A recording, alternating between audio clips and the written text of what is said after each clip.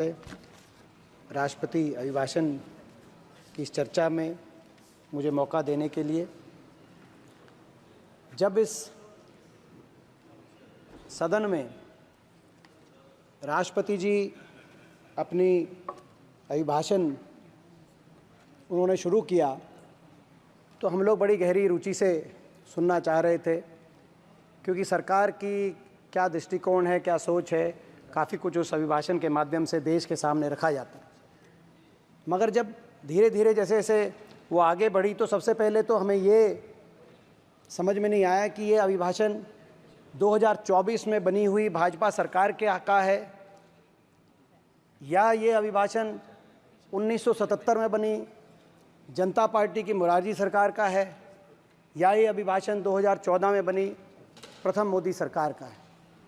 क्योंकि जब इमरजेंसी पे इतना बड़ा उल्लेख इमरजेंसी का किया गया तो उसका क्या संदर्भ है समझने में समय, और उसके बाद इतना लंबा उल्लेख किया गया, ऐसा लगता था कि नहीं इमरजेंसी के बाद इलेक्शन हुआ और जनता पार्टी की सरकार 1977 में बनी, शायद वो अंश वहाँ से लिया गया हो।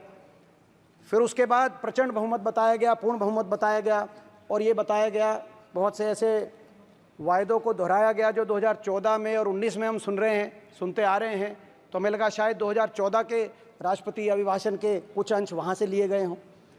मगर बाद में एहसास हुआ कि शायद मौजूदा सरकार ने किस सन की ये सरकार है, 2024 की है या 1977 की है, 2014 की, 19 की है, इसको समझने में शायद भूल नहीं करी।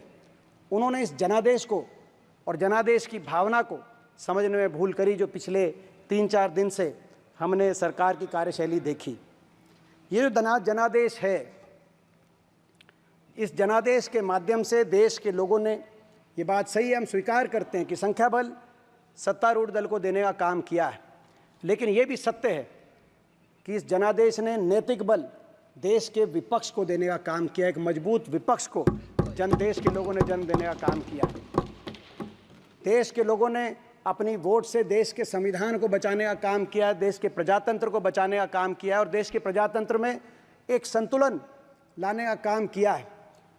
ये नैतिक बल प्रजातंत्र में बहुत करिश्माई है। नैतिक बल, इस नैतिक बल में इतना करिश्मा है कि आपने देखा होगा कि जब ये जनादेश आया तो उसी रात जो प्रचार तंत्र सरकार के लिए झुका रहता था, रात तक टीवी चैनलों पर बहुत से चैनल के एंकर माफ़ी मांग रहे थे, बहुत से सेफोलॉजिस्ट रो रहे थे, हाथ जोड़ रहे थे। जब एनडीए की बैठकें हुई अगले 2-3 दिन में, तो उन बैठकों में कहीं खुशी दिखाई नहीं दे रही थी किसी के चेहरे पर, और जब इंडिया गठबंधन की बैठकें हो रही थी, सभी एक दूसरे के गले मिल रहे थे, हर के चेहरे पे चमक थी, मिठाइयाँ बांटी जा रही थी। ये नैतिक बल का करिश्मा है। देश के लोगों ने एक मजबूत विपक्ष दिया है और आपके बहुमत को छीनकर आपके अहंकार को भी चोट मारने का काम देश के लोगों ने किया है। जिस तानाशाही और अहंकारी कार्यशैली से आप चल रहे थे, देश के लोगों ने उसको अस्वीकार किया है और बहुमत छीनकर उस अहंकार को तोड़ा। ये वही अहंकार है सर, जिस अहंकार को हमने देखा जब किसान आंदोलन में 3 कृषि कानून देश के इतने बड़े वर्ग के लिए आपने बिना संसद में लाए ऑर्डिनेंस से पास कर दिया, और उसके बाद वो वर्ग उठ खड़ा हुआ।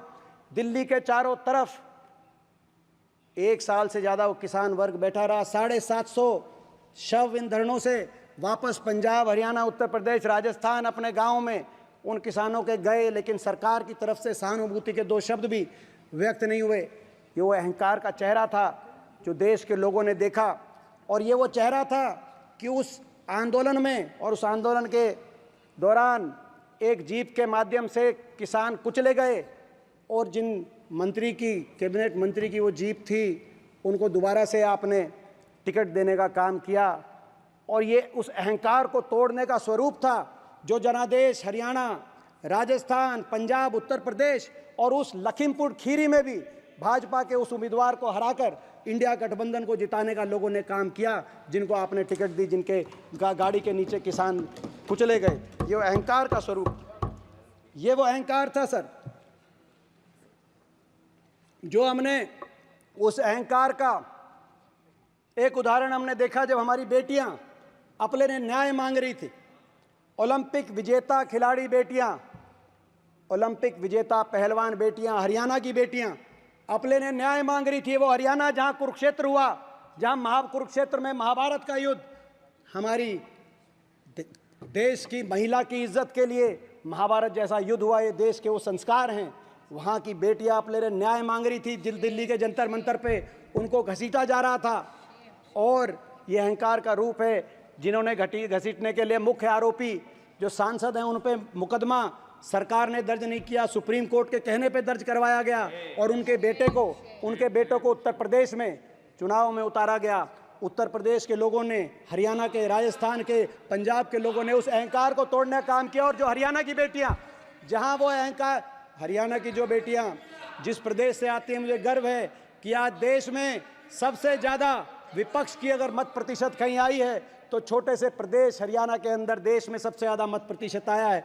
लोगों ने उस अहंकार को स्वीकार करने का काम किया। ये वो अहंकार ही था। एक दिन में 146 सांसदों को, संपूर्ण विपक्ष को एक दिन के अंदर निलंबित करने का काम हुआ। ये वो अहंकार था। देश के लोगों ने उस अहंकार को अस्वीकार करके 234 इंडिया गठबंधन के सांसदों को संख्या बढ़ाकर यहाँ भेजकर और आपसे बहुमत छीनकर यहाँ पे संतुलन साहब बनाने का काम किया, अहंकार को तोड़ने का कार्य किया। वो फैसला सरकार का नहीं होता है, वो फैसला पीठ का था। ये वो अहंकार ही था जिस अहंकार की वजह से हर वर्ग को पिछले कुछ वर्षों में अपनी हितों की रक्षा करने के लिए सड़क पे आना पड़ा। और सरकार ने हर वर्ग की अनसुनी करी और हर बार सरकार कहीं ना कहीं अत्याचारी के साथ खड़ी दिखाई दी। हाथरस की बात हो, लखीमपुर खीरी की बात हो, महिला पहलवानों की बात हो, सरकार पीड़ितों के साथ नहीं, अत्याचारियों के साथ खड़ी दिखाई दी। ये वो अहंकार था। हर वर्ग को सड़क पे आना पड़ा। हरियाणा में हमने देखा लोगों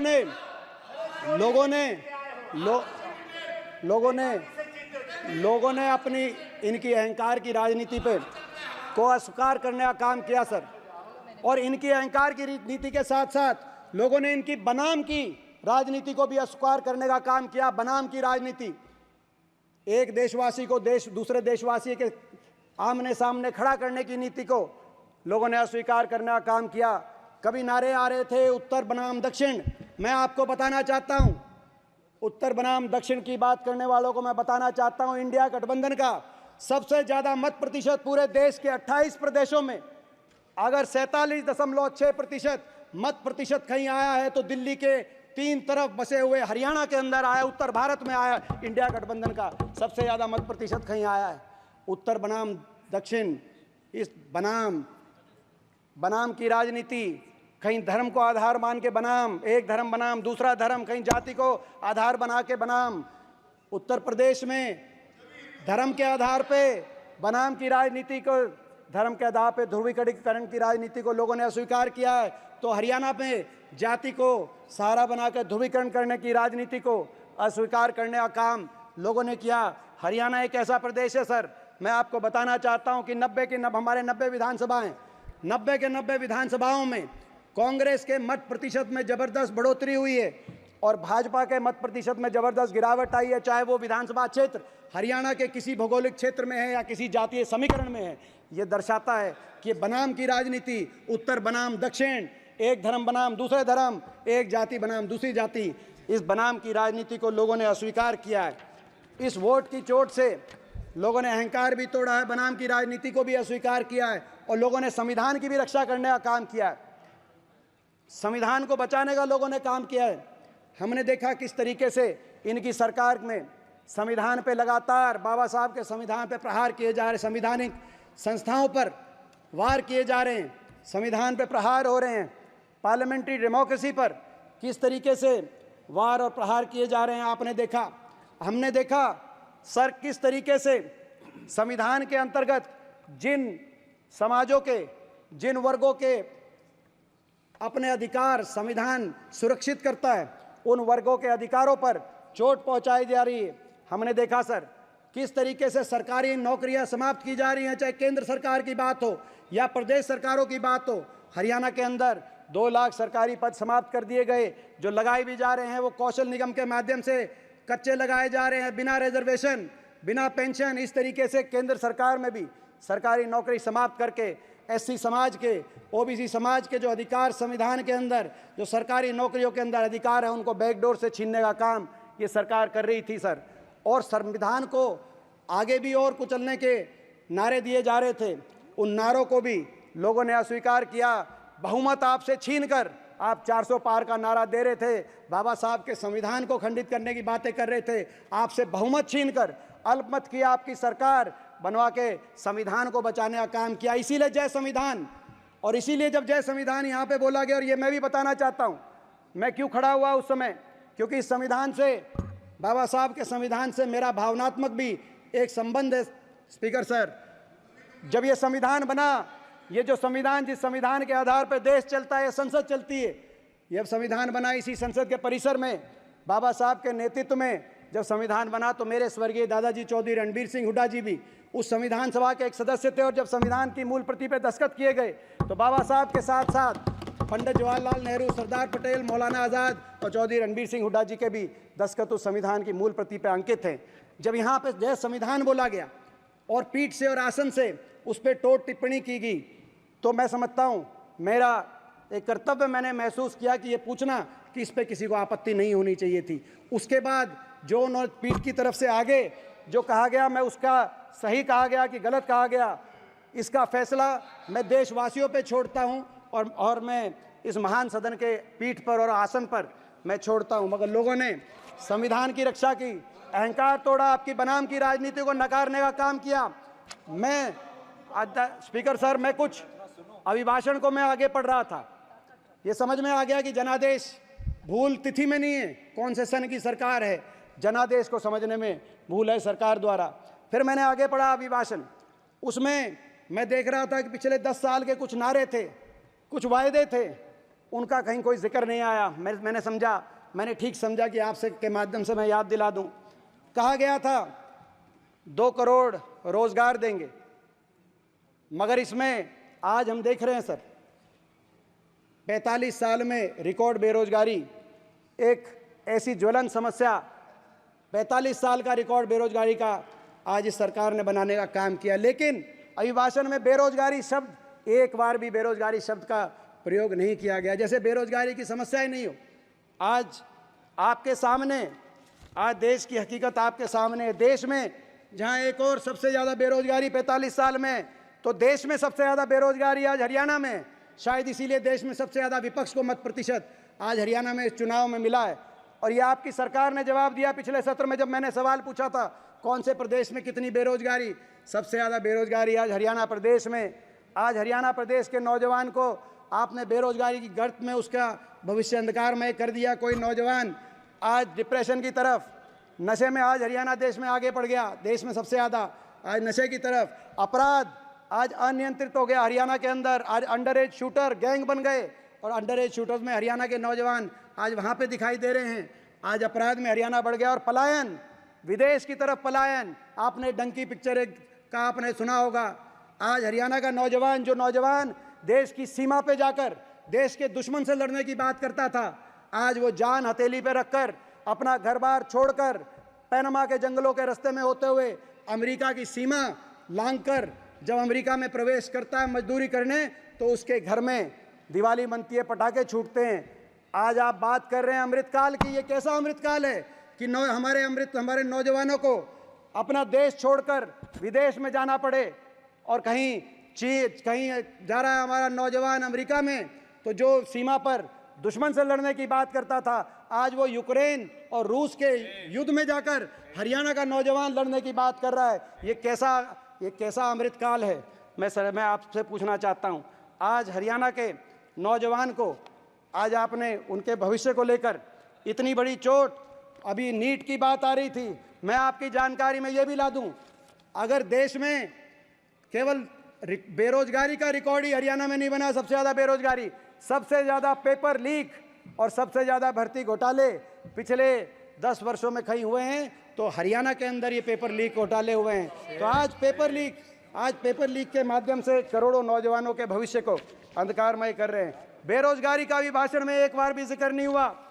तो उसके साथ साथ मैं देख रहा था इसी अभिभाषण में एक बार भी भ्रष्टाचार, और काले धन का भी अभी भाषण में एक शब्द नहीं कहा गया। ना भ्रष्टाचार, कंक्लूड करें। ना भ्रष्टाचार, ना काला धन। काला धन ये वही नारा था, काला धन लाएंगे, सबके बाटे 15 लाख आएंगे। नहीं, काला धन आया नहीं, काले धन के बारे में कुछ कहा नहीं गया। अब लोग कह रहे हैं असली नारा ये था, काला धन विदेश से नहीं लाएंगे, काले धन वालों को बीजेपी ज्वाइन कराएंगे, रातों रात काला धन उनका सफेद कराएंगे, वॉशिंग मशीन बनाएंगे। अगर भ्रष्टाचार पे इनका रिकॉर्ड ठीक होता तो इन्होंने क्यों नहीं वोट मांगी, क्यों नहीं वोट मांगी, और क्यों भी भाषण में भ्रष्टाचार और काले धन का जिक्र नहीं किया। वोट मांगनी चाहिए थी इनको कि हमने कोरोना का टीका लगाने वाली कंपनी से भी चंदा लिया, इस बात पे वोट मांगनी चाहिए थी। भ्रष्टाचार का इनका रिकॉर्ड ठीक होता।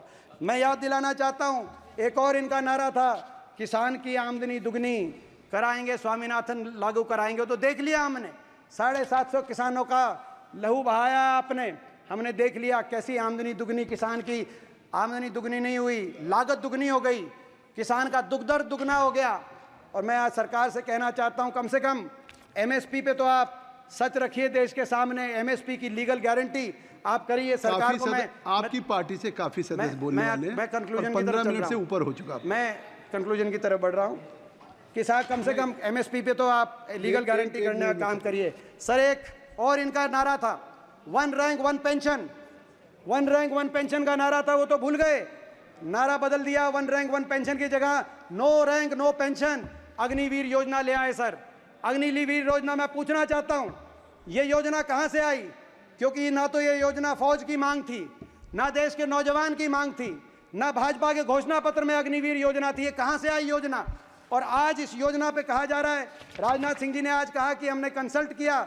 मैं राजनाथ सिंह जी को याद दिलाना चाहता हूं, जनरल नरवरे आपकी पार्टी से माननीय 13 सदस्यों को बोलना है। सर हम कर लेंगे सर, अभी कंक्लूड कर रहे हैं सर, आप कंक्लूड करें। मैं पूछना चाहता हूं, जनरल नरवरे ने क्या कहा कि इस योजना ने चौंका दिया तीनों सेनाओं को। आज कह रहे हैं आपने कंसल्ट किया था।